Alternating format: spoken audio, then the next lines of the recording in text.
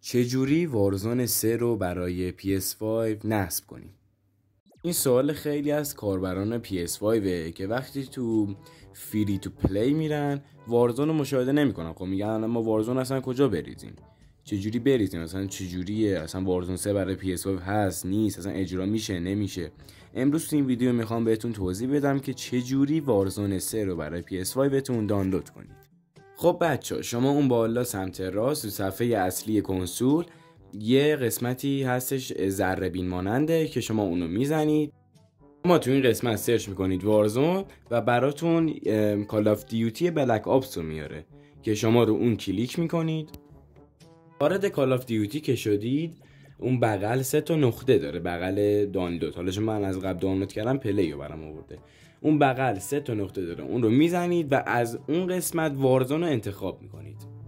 از اینکه وارزون رو انتخاب کردی شما رو به یه صفحه میبره.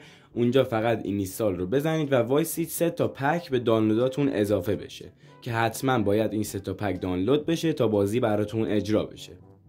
یه جورایی نمیدونم چرا اینقدر دانلود کردن وارزون پیچیده کردن، ولی خب من آموزشو براتون گذاشتم که دانلود کنید، لذت ببرید و بهتر کنید دیگه. خلاصه دیگه و واقعا نمیدونم چرا انقدر سختش کردن. تو 2 ساعت بعد بری وارزون سرچ بکنی، بری تو کال آف دیوتی اون 3 تا نقطه رو بزنی وارزون دانلود چه، وایسی 3 تا پک هم دانلود چه، حتما باید بلک آپس هم داشته باشی تا بازی اجرا بشه. نمیدونم تو واقعا چرا همچین حرکتی زدن، ولی خب اینجوری بوده دیگه. حالا ما به تو آموزشی دادیم که لذت ببرید دیگه.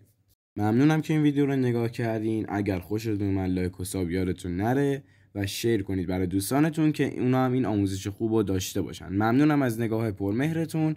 خدا نگهدارتون.